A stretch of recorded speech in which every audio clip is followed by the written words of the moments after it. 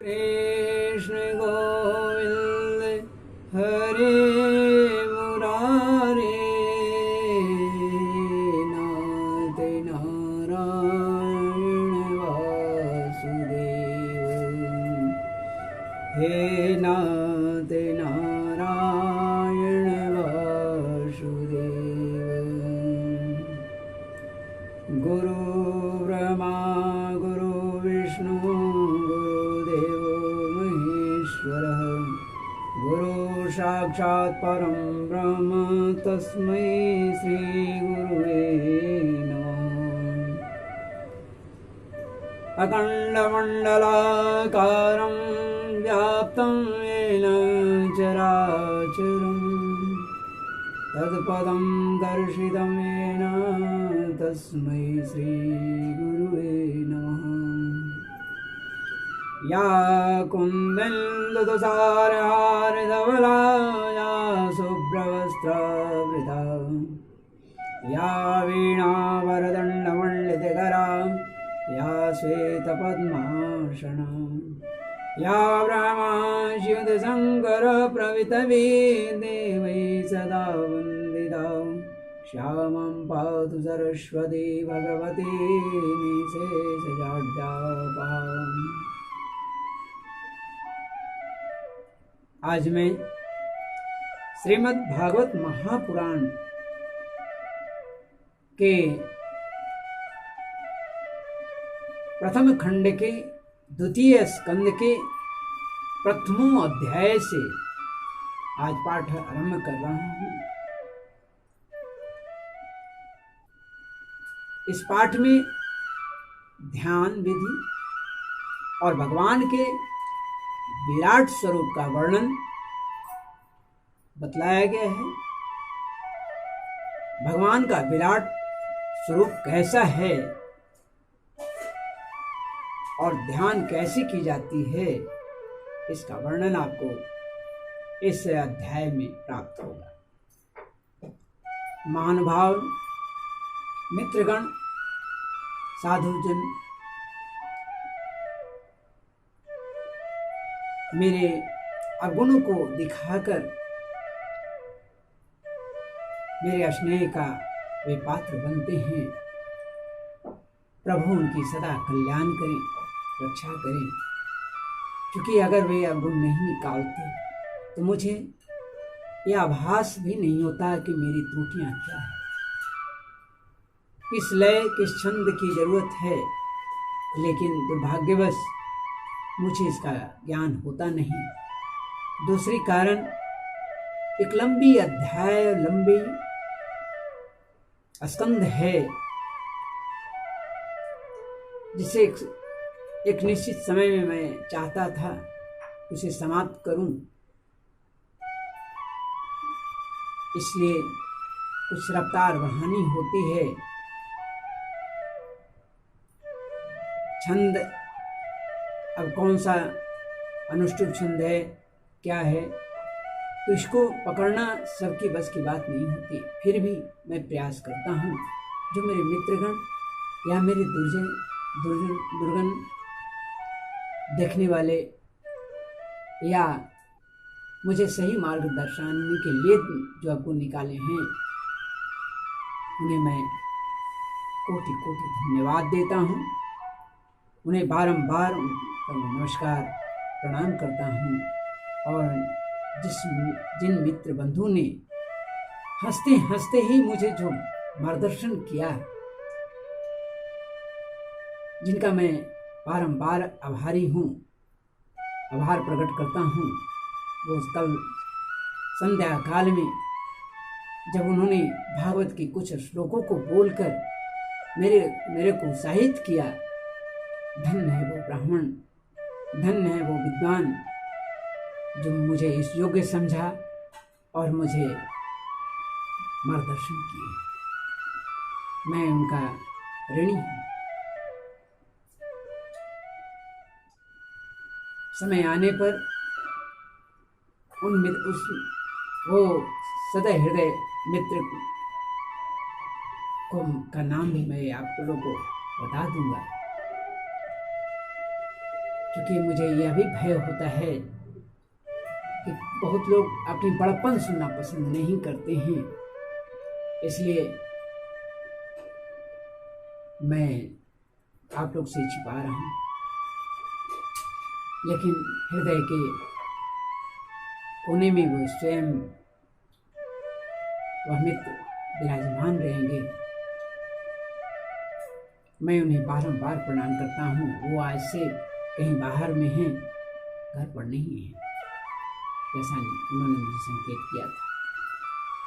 इस समय मैं श्रीमद् भागवत महापुराण के द्वितीय स्कंद के प्रथम अध्याय हिंदी में आरंभ कर रहा हूँ। मैं पुनः आप लोग सभी से याचना करता हूँ कि अगर कोई त्रुटि रहती है तो कृपया इसी तरह मार्गदर्शन कर दें। बड़ी कृपा होगी। सदा नारायण का आशीर्वाद आप सबको प्राप्त हो, जगदम्बा का आशीर्वाद प्राप्त हो। सब्सक्राइब करें, लाइक करें, ना करें उससे हमें कोई मतलब नहीं। मैं तो सिर्फ इतना ही चाहता हूँ कि मेरे हिंदू, मुस्लिम, सिख, ईसाई जो भी हैं, जो भगवान नारायण से संबंधित हैं, माँ जगदम्बा से संबंधित हैं, मेरी गायत्री से संबंधित हैं, वो अवश्य भागवत को सुने। और अगर उन्हें कोई दोष मुझ में दिखता हो तो निसंकोच वह दोष उजागर कर दें ताकि अपने को रोक सकूं। क्योंकि जिसे पता है कि यहाँ पर कांटा है, गड्ढा है, तो वह निश्चित वह जान करके उसे रोकेगा ही, उसे उस गड्ढे में गिरने नहीं देगा। और वैसी स्थिति में जब वह रुकता है तो निश्चित वह रुककर उसे धन्यवाद जरूर देता है। मैं सदा ही आप सबको धन्यवाद दूँ। भगवान नारायण जैसा लोग जानता है कि बहुत कठोर में सब कुछ छीन लेते हैं, तभी वो कुछ देते हैं। तो भाई जो चीज जितना ही कीमती आप मांगेंगे उसका पैसा तो उतना ही लगेगा ना। अगर ऐसा ही होता तो नारद को वो क्यों कहते, जब दो ब्राह्मण तपस्या कर रहा है और गर्मी के दिनों में पंचाग्नि तापना, ठंड के दिनों में नदी के सरोवर में भर गले में खड़ा रहना, वर्षा के दिनों में मैदानी भागों में बैठकर मूसलाधार वर्षा का चोट सहन करना, बिजली आदि का कड़क से हृदय का कंपित होते हुए भी, भयभीत होते हुए भी स्थिर होकर तपस्या करना आदि को किए जा रहे थे। उसी समय नारद मुनि पृथ्वी से गुजर रहे थे। उन्होंने दो तपस्वियों को देखा तो उनके पास कौतूहल बस पहुंच गए। उनसे पूछा कि भाई किनके लिए आप तपस्या कर रहे हैं, क्यों तपस्या कर रहे हैं, क्या चाहिए आपको? तो उन दोनों ने कहा कि हे ऋषिवर, मैं नारायण का दर्शन चाहता हूं, मुझे नारायण के दर्शन की इच्छा है। मैं वर्षों से तपस्या कर रहा हूं, पता नहीं कब प्रभु दर्शन देंगे। नारद जी को बड़ा दया लगी, क्योंकि कोमल हृदय हैं। उन्होंने बीना बजाते बजाते भगवान विष्णु भगवान के पास पहुंच गए। मां संग प्रभु बैठे हुए थे। नारद की दूर से ही बीणा की ध्वनि सुन लिए थे। वो बैठ के स्वागत सत्कार के बाद उन्होंने पूछा कि हे नारद, आप इस समय क्यों आए हैं और बड़ी कुछ चिंतातुर आप दिख रहे हैं? नारद जी ने कहा कि प्रभु, आपके अनन्य भक्त, दो भक्त जो है पृथ्वी पर घोर तपस्या कर रहे हैं, वो आपके दर्शन की इच्छा रखते हैं। आखिर कब तक आप उनको दर्शन देंगे? तो प्रभु ने कहा कि उन लोगों से कह दीजिए कि जितने दिन अभी वो तपस्या किया है उसके चार गुना और अगर वो तपस्या कर ले तो मैं दर्शन अवश्य दूंगा। नारद जी आए, दोनों को ये बात कहा। तो जो पंचाग्नि उस समय ताप रहा था, उस जब तपस्वी से उन्होंने कहा कि भगवान ने ये संदेश भेजा है कि जितना दिन से आप तपस्या कर रहे हैं उसके 4 गुना और कर लेंगे तो प्रभु जरूर दर्शन देंगे। वो जो तपस्या कर रहा था वो पंचाग्नि से नीचे निकला उछलकर और कहा कि ऊपर पड़े, हमें नहीं चाहिए ऐसा दर्शन। जब पूरे जिंदगी समाप्त हो जाता है ऐसा दर्शन देके क्या करें, चल। तब ये दूसरे ब्राह्मण के पास आए।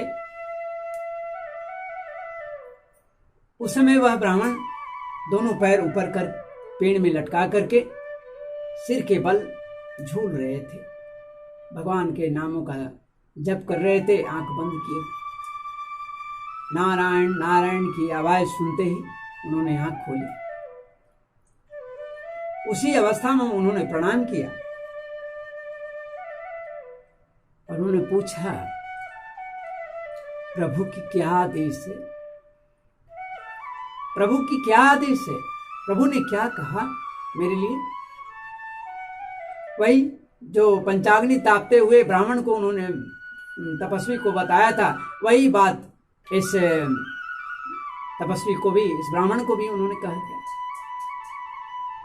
कि बस उसके बाद प्रभु मुझे दर्शन दे देंगे, इतने ही और समय करना है हमको। मैं तो सोचा कि मुझे कई जन्म तक करना होगा तो भी मैं करता रहूंगा, कोई बात नहीं, जब प्रभु की इच्छा होगी तभी आएंगे, मैं उन्हें बुलाऊंगा नहीं, कहूंगा नहीं, क्योंकि उन्हें कष्ट। ये कहना था कि वो नील नील धर नीलमणि, नीले मणि के समान, नीले पर्वत के समान वो चतुर्भुज रूप भजंत्री माला धारण किए हुए, शंख चक्र गदा पद्म लिए हुए प्रत्यक्ष खड़े हुए। बोलिए श्री नारायण भगवान की जय। भगवान नारायण खड़े हो गए। वह तपस्वी जो लटक रहा था वह भी आश्चर्य से कभी नारद को कभी नारायण को। नारद जी भी कभी नारायण को देखते तो कभी इस ब्राह्मण को, क्योंकि आश्चर्यचकित होने वाली बात भी थी, कारण कि भगवान श्री हरि ने ये कहवाया था कि जितना दिन किया है उसके 4 गुना, और वो अभी नारद जी उन्होंने शब्दों को प्रयोग किया ही था और उसके बाद प्रभु उपस्थित। आश्चर्य वाली बात थी। तब वह ब्राह्मण नीचे प्रभु के कहने पर उतरे और प्रभु के चरणों में लौट गए। दोनों आंखों से अविरल अश्रु की धारा प्रवाहित होने लगी। प्रभु के चरणों को उन्होंने अश्रुओं से ही धोया। प्रभु ने उन्हें बांह धरकर उठा लिया।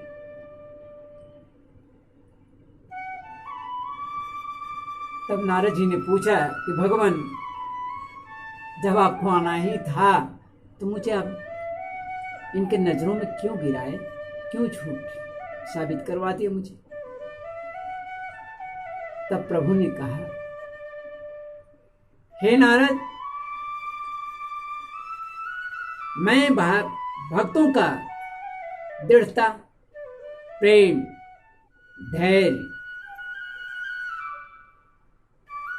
को देख रहा था, देखता हूं कितनी लगाव है, कितनी स्नेह है।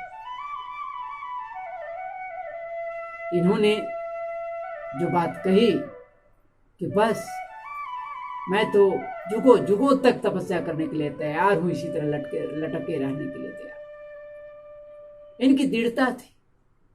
लेकिन वो केवल स्वार्थ था, उनको किसी कोई चीज से नहीं, जिस इच्छा से वो कर रहे थे वो बात नहीं, ललक में केवल थी। कहने का मतलब है कि लोग ये कहते हैं कि भगवान बहुत कठोर है, सब कुछ छीन लेता है। अगर सब कुछ छीन लेता है तो उस ब्राह्मण से उन्होंने क्या छीना? ये सत्य है कि जब आप मोक्ष की इच्छा रखते हैं, मोक्ष की कामना जब करने लगते हैं, तो उस समय आपको कुछ तो देना ही हो। मोक्ष तभी हो सकती है जब सब तरफ से माया के बंधन को काट कर अपनी इंद्रियों पर विजय प्राप्त कर कि आप मोक्ष के अधिकारी हो सकते हैं। कारण है कि लेस मात्र भी अगर आपका मोह रह गया तो पुनर्जन्म की उम्मीद हो जाती है, और प्रभु के पास ऐसा कुछ नहीं है। प्रभु के पास छल द्वेष पाखंड झूठ अन्याय से परे होने के बाद ही संभव। अतः मैं यही कहूंगा आपसे कि आप सब श्री चरणों में स्नेह कर, श्री पति के चरणों में स्नेह कर, श्रीमद् भागवत का पठन श्रवण कर, सुनकर, ये तो निसंदेह ही प्रभु के चरणों में भक्ति दिला देगा। इसमें दो मत नहीं। अतः आप सभी से अनुरोध है कि श्री हरि जगदीश्वर के चरणों में प्रेम करें। अभी आपने देखा होगा इस कथा के अंत होते ही श्री हरि भगवान नारायण के जो आप फोटो देख रहे हैं उस पर एक पुष्प मां लक्ष्मी के ऊपर चढ़ा था, तो तब तुरंत ही गिरा है। गौर करेंगे तो आपको पता लग जाएगा। इस बात का द्योतक है कि श्रीहरि का चरणों में प्रेम, अगाध भक्ति श्रीमद् भागवत से प्राप्त हो जाएगी। ये में दो मत नहीं है। ये माता का आशीर्वाद भी है, माँ का पूर्ण कृपा से और उनकी हस्ताक्षर से किया जाए। मुझे आश्चर्य मुझे भी हुई इन कथाओं के बाद माँ के पुष्प खिलते देखा।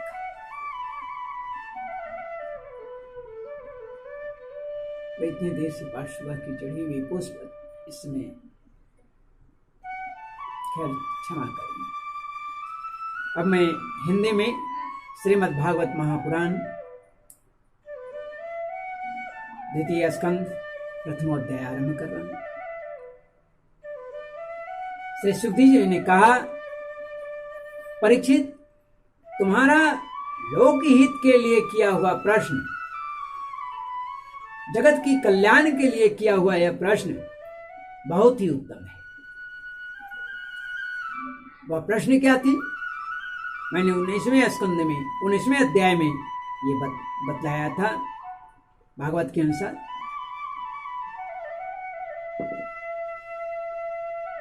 प्रश्न थी,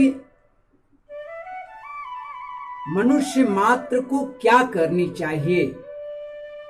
वे किसका श्रवण करें, किसका जप और किसका स्मरण और किसका भजन करें तथा किसका परित्याग करें। मैंने इस बात को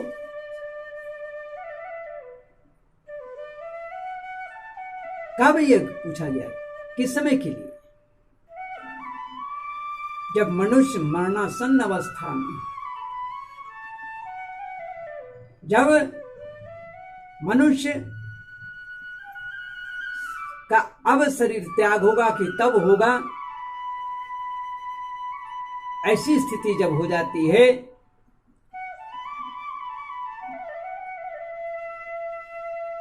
जब सब तरफ से निराश होकर और वह मरणासन्न अवस्था में होता है, उस समय का यह प्रश्न है कि मनुष्य मात्र को क्या करनी चाहिए। जब यह महसूस हो जाए कि मैं अब ज्यादा दिन नहीं हूं या ज्यादा दिन नहीं हूं, तो क्या करनी चाहिए, किसका श्रवण करना। इन्हीं प्रश्नों को सुखदेव जी ने परीक्षित को इसका उत्तर दिया है।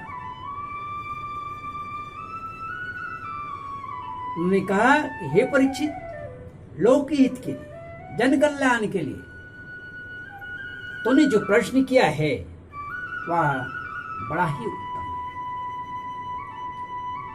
मनुष्य के लिए जितनी भी बातें सुनने, स्मरण करने एवं या कीर्तन करने की है, उन सब में यह प्रश्न श्रेष्ठ है, उनमें यह श्रेष्ठ है। हे राजेंद्र, जो गृहस्थ घर के काम काज, काम धंधों में उलझे हुए हैं, अपने स्वरूप को नहीं जानते, वे कौन हैं, क्या हैं, उन्हें करना क्या चाहिए, उनके लिए हजारों बातें कहने सुनने के लिए एवं सोचने करने की रहती है, करने के लिए रहती है। उनकी सारी उम्र यूं ही बीत जाती है।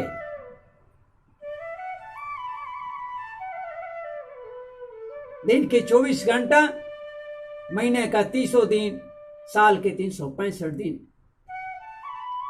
ऐसे ही बीतती चली जाती है। और वह समय आ जाता है जब काल स्वयं सिर पर खड़ा होकर के नाचता है।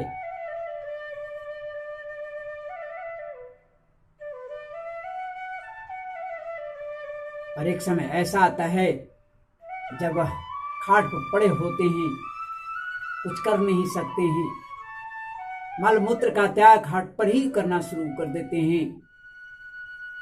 कोई देखने वाला एक गिलास पानी देने वाला नहीं रह जाता है और बहुत ही कष्ट में आकर के एक दिन वो अपने शरीर में छोड़ देना पड़ता है, न चाहते चाहते भी। और इस तरह पूरी उम्र उन्होंने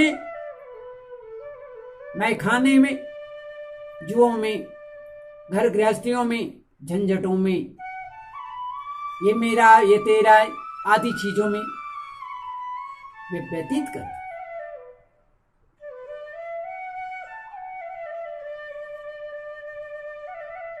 उनकी सारी रात नींद में या स्त्री प्रसंग में कट जाती है, कटती रहती है। कभी प्रभु के चरणों की तरफ वो ध्यान नहीं देते, कभी प्रभु के चरणों की तरफ वो ध्यान नहीं दे पाते। अच्छा, उधर से लौट के आते हैं, अच्छा ये कर लेते हैं, फलना आए हुए हैं, चिल्लाए, यही बात करते करते अपनी पूरी समय गुजार देते।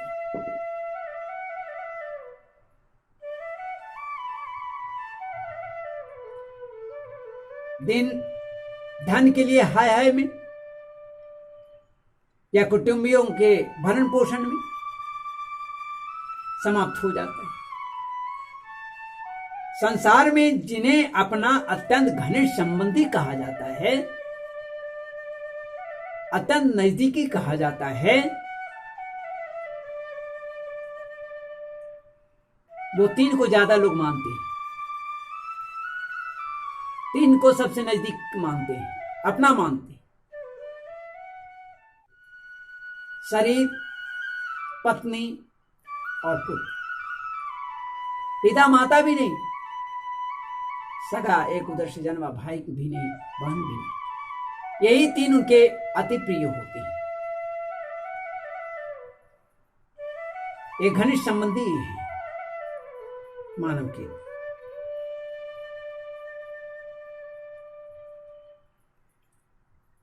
ये असत्य है, ये गलत है, ये सत्य नहीं है। जीव उनके मोह में ऐसा पागल हो जाता है कि रात दिन उसको मृत्यु का ग्रास होते देखकर भी उसे चेतना नहीं आती। दांत टूटने लगे, बाल पकने लगा, झुर्रियां आ गई, फिर भी कामातुर हैं, धन के पीछे भाग रहे हैं, अधिक बड़े बनने की चाह में चल रहे हैं। कब तक? एक समय के बाद आप जहां थे वहां भी नहीं रह पाएंगे। जो आपका अपना था वह भी नहीं है। कितने राजा महाराजा हुए, चक्रवर्ती सम्राट हुए, किनके पास रहा? कौन चीज रहा? लेकिन यह सब कहता है, सब कोई सुनाता है, लेकिन स्वयं की स्थिति क्या है वो अपने को निचोड़ कर खुद भी देखे। मैं भी परे नहीं हूं, लेकिन लगातार प्रयासरत हूं।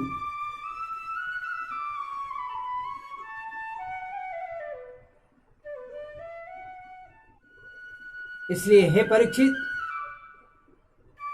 लेकिन मैं परे नहीं हूं। ये सब मैं भगवान सुखदेव जी के लिए नहीं प्रयोग किया, मैं खुद के लिए प्रयोग किया। इसलिए साधुजन इसे अन्यथा न लें। सुखदेव जी ने कहा, परीक्षित, जो अभय पद को प्राप्त करना चाहता है, जो सर्वेश्वर है, अखंड ब्रह्मांड नायक है, जो उससे अभय चाहता है, उसके पद को प्राप्त करना चाहता है, तो उसे उस सर्वात्मा, उस विश्वात्मा, सर्वशक्तिमान भगवान श्री कृष्ण की लीलाओं का श्रवण, कीर्तन और मनन अवश्य करनी चाहिए। स्मरण अवश्य करनी चाहिए। मनुष्य जन्म का यही मतलब है। मनुष्य जन्म का यही इतना ही लाभ है कि चाहे जैसे हो, ज्ञान से, भक्ति से अथवा अपने धर्म की निष्ठा से जीवन को ऐसा बनाना चाहिए, ऐसा बना लिया जाए कि मृत्यु के समय भगवान की स्मृति अवश्य आए। मृत्यु के समय मृत्यु से भयभीत ना हो, बल्कि प्रसन्न होकर के चेतनाओं में ऐसी स्थिति आ जाए, हृदय में ऐसी स्थिति आ जाए कि स्वयं चक्रपाणी भगवान नारायण या आद्य शक्ति जगत जननी मां जगदम्बा आपके हृदय में उपस्थित हो जाएं। आप भयभीत ना। मनुष्य जन्म का यही इतना ही लाभ है कि चाहे जैसे हो, ज्ञान से, भक्ति से अथवा धर्म की निष्ठा से जीवन को ऐसा बना लिया जाए कि मृत्यु के समय भगवान की स्मृति अवश्य बनी रहे।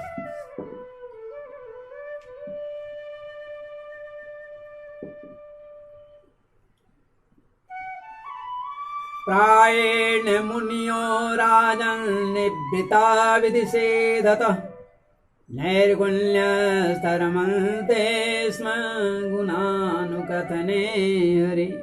परीक्षित, जो निर्गुण स्वरूप में स्थित है, निर्गुण स्वरूप में जो स्थित हैं एवं विधि निषेध की मर्यादा को लांघ चुके हैं, वे बड़े बड़े ऋषि मुनि भी प्राय भगवान के अनंत कल्याण में गुण गणों के वर्णन में रमे रहते हैं। द्वापर के अंत में इस भगवत रूप अथवा वेद तुल्य श्रीमद् भागवत नाम के महापुराण का अपने पिता श्री कृष्ण द्वैपायन से मैंने अध्ययन किया था। राजर्षि, मेरी निर्गुण स्वरूप परमात्मा में पूर्ण निष्ठा है, फिर भी भगवान श्री कृष्ण की मधुर लीलाओं ने बलात् मेरे हृदय को अपने ओर आकर्षित कर लिया है, खींच लिया है। यही कारण है कि मैंने इस पुराण का अध्ययन किया। तुम भगवान के परम भक्त हो, इसलिए मैं तुम्हें इसलिए तुम्हें मैं इसे अवश्य सुनाऊंगा। इस प्रकार सुखदेव जी बड़े प्रेम से परीक्षित को कथा सुनाने वाले हैं। जो इसके प्रति, वे कहते हैं कि जो इसके प्रति श्रद्धा रखते हैं उनकी शुद्ध चित्त वृत्ति भगवान श्री कृष्ण के चरणों में अनन्य प्रेम के साथ बहुत शीघ्र लग जाती है।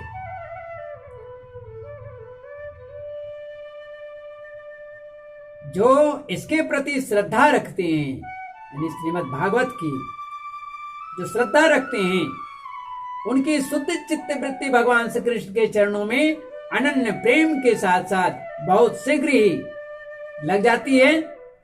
बहुत शीघ्र ही लग जाती है। जो लोग लोक या परलोक की किसी भी वस्तु की इच्छा रखते हैं या इसके विपरीत संसार में दुख का अनुभव करके जो उससे विरक्त हो गए हैं और निर्भय मोक्ष पद को प्राप्त करना चाहते हैं, उन साधकों के लिए तथा योग संपन्न सिद्ध मुनियों ज्ञानियों के लिए भी समस्त शास्त्रों का यही निर्णय है।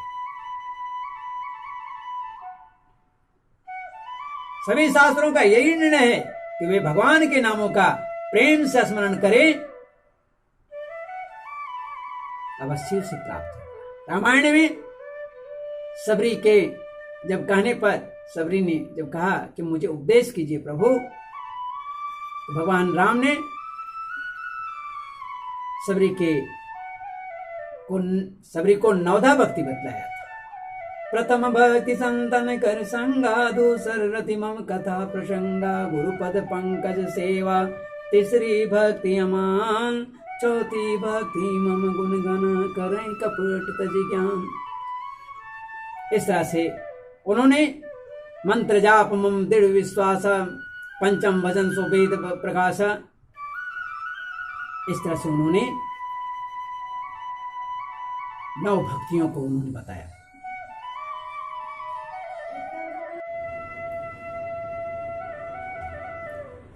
नौ भक्ति को प्रभु ने बतलाया था। तो कुल मिलाकर कहने का मतलब है कि प्रभु के प्रति अगर श्रद्धा भाव भक्ति हो तो निश्चय ही प्रभु को प्राप्त करने में आसानी होगी। भगवान के नामों का प्रेम से कीर्तन करें। अपने कल्याण साधन की ओर से असावधान रहने वाले पुरुष की वर्षों लंबी आयु भी अनजाने में व्यर्थ चली जाती है। जो असावधान है, अभी तो समय है, अभी क्या करना है, और यही सोचते सोचते कब सोमवार से रविवार हो गया पता नहीं चला, कब चैत से फाल्गुन मास हो गया नहीं पता, और कम सा समय बीत जाएगा। इसलिए अभी से प्रयास करें। इतनी आसान नहीं है, आसानी से भक्ति नहीं मिल जाएगी। हृदय में उद्गार उत्पन्न हो। जब प्रभु को देखने के बाद, माता को देखने के बाद, उसकी दिव्यता को देखने के बाद, उसकी तेज और सौंदर्य को देखने के बाद बरबसी आंख छलछला आए तो निश्चित जानिए कुछ हद तक कुछ अंश आपको प्राप्त होने वाला है, हो रहा है। अपने को समर्पित कीजिए। वर्षों लंबी आयु भी अनजाने में व्यर्थ बीत जाती है, उससे क्या लाभ। सावधानी से ज्ञान पूर्वक बताई हुई घड़ी 2 घड़ी भी श्रेष्ठ है। कुछ पल के लिए भी उनके नाम पर बैठ जाएं वो भी श्रेष्ठ है। नहीं बैठ सकते हैं, बिस्तर पर ही पड़े रहें, स्मरण कर लें वही श्रेष्ठ। चलते हुए स्मरण कर लें वही श्रेष्ठ। खाते हुए स्मरण कर लें वही श्रेष्ठ। इतनी बड़ी छूट कौन दे सकता है।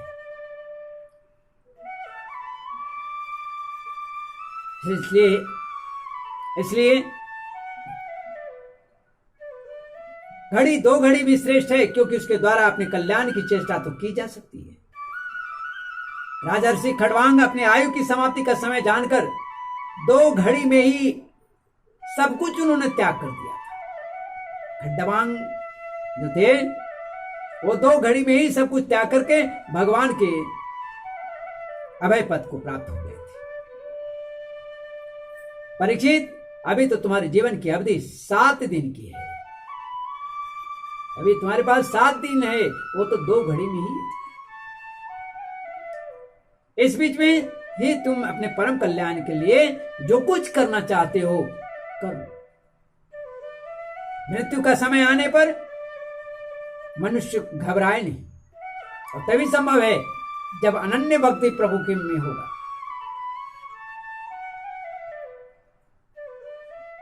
सब कार्य करे, लेकिन भक्ति में कोई त्रुटि नहीं हो। अनन्य प्रेम करे श्री के चरणों। कोई कार्य करे प्रभु को ही समर्पित कर दे, प्रभु को याद करके कार्य करे, निश्चय ही उस वक्त कभी घबराएगा नहीं। विपत्तियां आएगी, कर्मों के कारण दंड मिलेगा।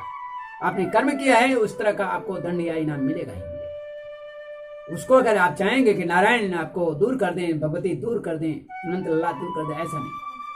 आज अगर रुकवाते हैं जब पूजन के द्वारा, तो 10 वर्ष के बाद वो घूमेगा। क्योंकि जिसे आपने पीड़ा दिया है, जो पीड़ा झेल चुका है, तो उसके बदले में उसकी पीड़ा को कौन से जिसने दिया है वो भी तो आखिर पीड़ा झेलना चाहिए ना।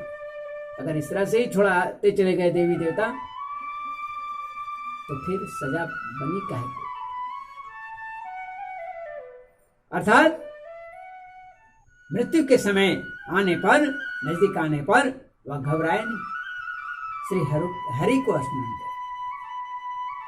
उस चतुर्भुज विश्वात्मा को सौम्य रूप में हृदय में निवास स्थान दे।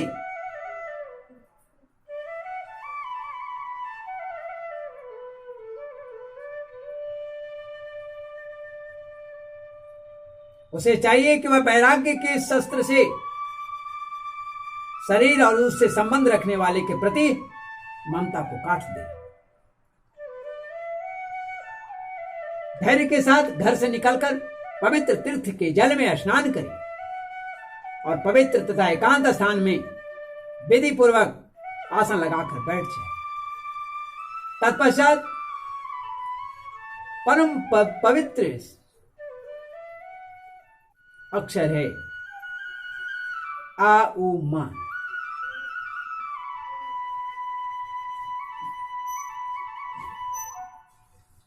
आ उ मा, इन 3 मात्राओं से युक्त प्रणव का उच्चारण करे। मन ही मन जप करे।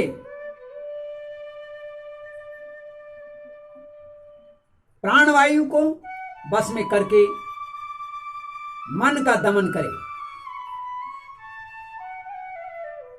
प्राणवायु को बस में करे और मन को दमन करे, और एक क्षण के लिए भी प्रणव अक्षर को न भूले। वो क्रमशः चलने दीजिए, अभ्यास करते रहिए। बुद्धि की सहायता से मन के द्वारा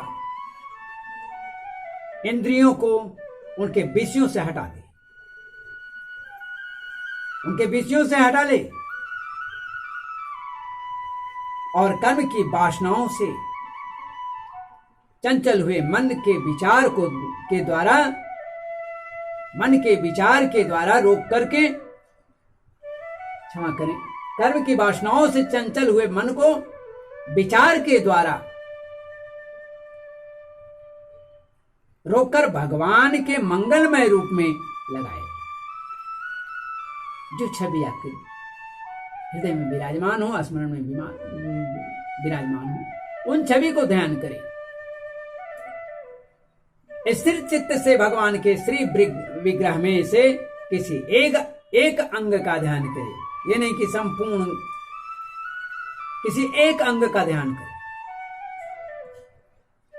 इस प्रकार एक एक अंग का ध्यान करते करते विषय वासनाओं से रहित मन को पूर्ण रूप से भगवान में ऐसे तल्लीन कर दे कि फिर और किसी विषय का चिंतन व्यर्थ हो जाए, चिंतन हो ही नहीं, सोचने की जरूरत ही न पड़े, उसके आगे कुछ सोचाए ही नहीं, वही भगवान विष्णु का परम पद है। वही भगवान विष्णु का परम पद है, जिसे प्राप्त करके मन भगवत प्रेम से, प्रेम रूप आनंद से भर जाता है। यदि भगवान का ध्यान करते समय मन जो है रजोगुण से विक्षिप्त या तमोगुण से मूढ़ हो जाए, कुंठित हो जाए, तो उस समय भी घबराना नहीं, समय भी घबराए नहीं, तो क्या करनी चाहिए? धैर्य के साथ योग धारणा के द्वारा उसे बस में करना चाहिए, क्योंकि धारणा उक्त दोनों गुणों के दोषों को हटा देता है, मिटा देता है। धारणा स्थिर हो जाने पर ध्यान में जब जोगी अपने परम मंगलमय आश्रय श्री हरि भगवान नारायण का को देखता है, तब उसे तुरंत ही भक्ति योग की प्राप्ति हो जाती है। एक एक शब्द बहुत ही गूढ़ है, गौर से इसे सुने। मैं अपनी तरफ से कुछ भी नहीं कह रहा हूं, ये भगवान सुखदेव जी के द्वारा परीक्षित को समझाया जा रहा है, मैं भागवत के अनुसार कह रहा हूं। परीक्षित ने पूछा कि ब्राह्मण, धारणा किस साधन से किस वस्तु में किस प्रकार की जाती है और उसका क्या स्वरूप होता है, क्या स्वरूप माना गया है जो शीघ्र ही मनुष्य के मैल को मिटा देता है? धारणा शब्द इसके पहले आए तो परीक्षित ने पूछ दिया कि धारणा किस साधन से, किस वस्तु से में, किस वस्तु में और किस प्रकार की जाती है, उसका क्या स्वरूप माना गया है, और इस स्वरूप से अति शीघ्र, जो शीघ्र ही मनुष्य के मैल को मिटा दे।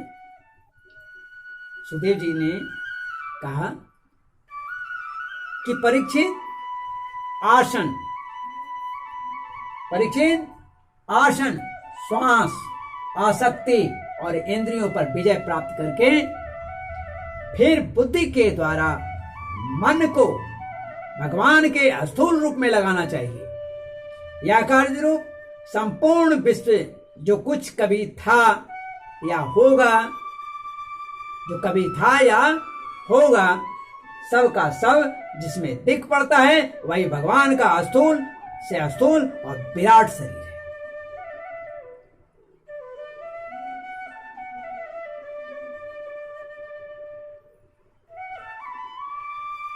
यह कार्य संपूर्ण विश्व जो कुछ कभी था या होगा, है या होगा, भूत भविष्य वर्तमान तीन, सबका सब जिसमें एक साथ दिख रहा हो वही भगवान का स्थूल से स्थूल और विराट स्वरूप। अंडकोश शरीरेऽस्मिन् सप्तावरण संयुते वैराज पुरुषो योषो भगवान धारणाश्रय। जल, अग्नि, वायु, आकाश, अहंकार, महत्तत्व और प्रकृति, ये 7 आवरण हैं। जल, अग्नि, वायु, आकाश, अहंकार, महत्तत्व और प्रकृति, ये 7 जो हैं आवरणों से घिरे हुए इस ब्रह्मांड शरीर में जो विराट पुरुष भगवान है, वे ही धारणा के आश्रय हैं। उन्हीं की धारणा भी की जाती है।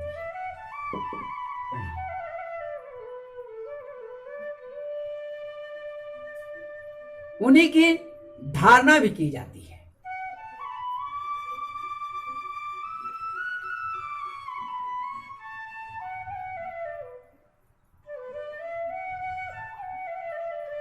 पातालमेत सहि पादमूलं पठन्ति पार्ष्णि प्रपदे रसातलम्। प्रभु का अब मैं जो वर्णन कर रहा हूं वह विराट पुरुष का कैसा वर्णन है वो देखिए। पातालमेतस्य हि पादमूलं पठन्ति पार्ष्णि प्रपदे रसातलम्। महातलं वेशसृजोऽथ गुल्फो तलातलं वै पुरुषस्य जंगे। उस विराट स्वरूप का स्थिति क्या है? तत्वज्ञ पुरुष उनका इस प्रकार वर्णन करते हैं। जो तत्व के ज्ञाता हैं वो इस प्रकार प्रभु के बारे में बताते हैं कि पाताल विराट पुरुष के तलवे उन्हीं की एड़ियां और पंजे रसातल हैं, दोनों गुल्फ एड़ी के ऊपर की गांठें पाताल विराट पुरुष के तलवे हैं, उनकी एड़ियां और पंजे रसातल हैं। दोनों गुल्फ एड़ियों के ऊपर की गांठें महातल हैं, उनके पैर के पिंडे तलातल हैं। बेजानुनेषु तलं विश्वमूर्तिरुरुद द्वयं वितलं चातलं च महीतलं तजघनं महीपते नवस्थलं नाभिसरो गृह्णन्ति। विश्व मूर्ति भगवान जो हैं, विश्व मूर्ति भगवान के दोनों घुटने जो हैं सुतल हैं, जांगे बीतल हैं और अतल हैं, पेंडु भूतल है। और परीक्षित उनके नाभि रूप सरोवर को ही आकाश कहते हैं। बोली श्री हरि भगवान नारायण की जय। कैसा विराट पुरुष।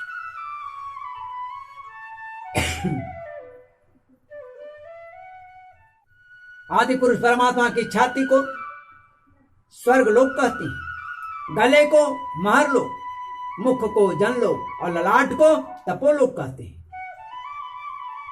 उन सहस्त्र वाले भगवान का मस्तक समूह ही सत्यलोक है।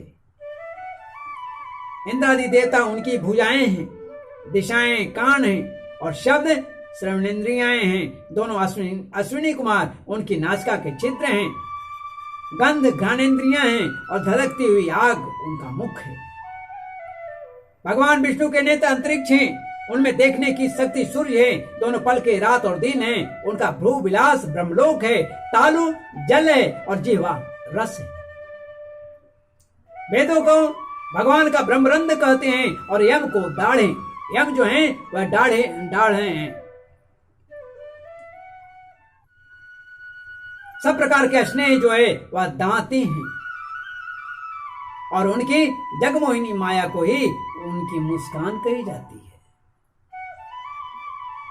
उनकी मुस्कान कहते हैं यह अनंत सृष्टि उसी माया का कटाक्ष विक्षेप है। कटाक्ष विक्षेप है। लज्जा ऊपर का ओठ और लोभ नीचे का ओठ है। क्या प्रभु? धर्म स्तन और अधर्म पीठ है। प्रजापति उनके मूत्रेंद्रिय हैं और मित्र वरुण अंडकोश हैं। समुद्र कोख है और बड़े बड़े पर्वत उनकी हड्डियां हैं।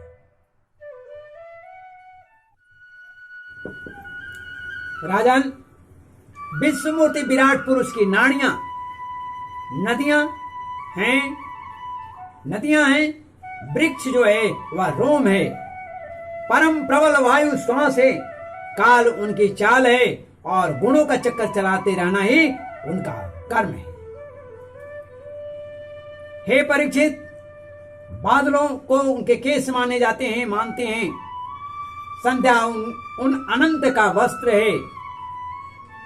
महात्माओं ने अव्यक्त यानी मूल प्रकृति, अव्यक्त यानी मूल प्रकृति, अव्यक्त को ही उनका हृदय बतलाया गया है। और सब विकारों का खजाना उनका मन चंद्रमा है। उनका हृदय बतलाया है और सब विकारों का खजाना उनका मन चंद्रमा कहा गया है। महातत्व को सर्वात्मा भगवान का चित्त कहते हैं और रुद्र उनके अहंकार कहे गए हैं। घोड़े, खच्चर, ऊंट और हाथी ये उनके नाखून हैं।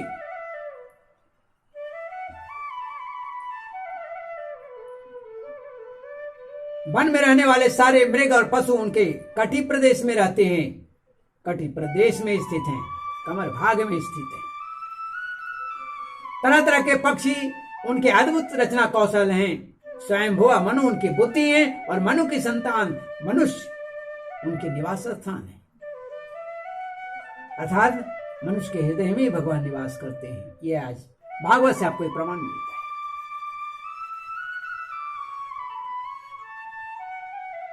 गंधर्व, विद्याधर, चारण और अप्सराएं ये उनके षटज आदि स्वरों की स्मृति है। ये स्वर हैं, उसके स्मृति हैं। वे दैत्य उनके वीर्य हैं। ब्राह्मण मुख है, क्षत्रिय भुजाएं हैं, वैश्य जंघाएं हैं और शूद्र उस विराट पुरुष के चरण हैं। इसलिए शूद्र का अवहेलना नहीं करनी चाहिए। विविध देवताओं के नाम से जो बड़े बड़े द्रव्य यज्ञ होते हैं, द्रव्यमय यज्ञ किए जाते हैं, वे उनके कर्म हैं। परीक्षित, विराट भगवान के स्थूल शरीर का यही स्वरूप है, सो मैंने तुम्हें सुना दिया। इसी में मुमुक्षु पुरुष बुद्धि के द्वारा मन को स्थिर करते हैं, क्योंकि इससे भिन्न और कोई वस्तु नहीं है। जैसे स्वप्न देखने वाला स्वप्नावस्था में अपने आप को ही वेद पदार्थ के रूप में देखता है, वैसे ही सबकी बुद्धि वृत्तियों के द्वारा सब कुछ अनुभव करने वाला सर्वांतर्यामी परमात्मा भी एक ही है। उन सत्य स्वरूप आनंद निधि भगवान का ही भजन करना चाहिए। अन्य किसी भी वस्तु में आसक्ति नहीं करनी चाहिए, क्योंकि यह आसक्ति जीव के अधः पतन का कारण हो जाएगा, अधः पतन का हेतु है। इसलिए अब आप खुद ही निर्णय ले लें कि दूसरे चीजों में, अपने स्वार्थ की चीजों में आसक्ति रखने से क्या आपको फायदा है या घटी। ऐसा भी नहीं है कि प्रभु ये कहते हैं तुम ये मत, लेकिन उतना ही जितने से आपका काम चल जाए। जैसे स्वादिष्ट लगने पर भोजन अधिक खा लेने से पेट गड़बड़ा जाता है, उसी तरह अधिक मात्रा में आप अपने यहाँ कोई वस्तु इकट्ठा करेंगे तो उससे आपकी भाव दूषित होगी, क्योंकि आप उसकी सुरक्षा में तत्पर रहेंगे। परिणामतः इधर की समाप्त हो जाएगी, खत्म हो जाएगी। खैर, इस प्रकार श्रीमद् भागवत महापुराण के द्वितीय स्कंद के प्रथम खंड के द्वितीय स्कंद के महापुरुष संस्थान वर्णे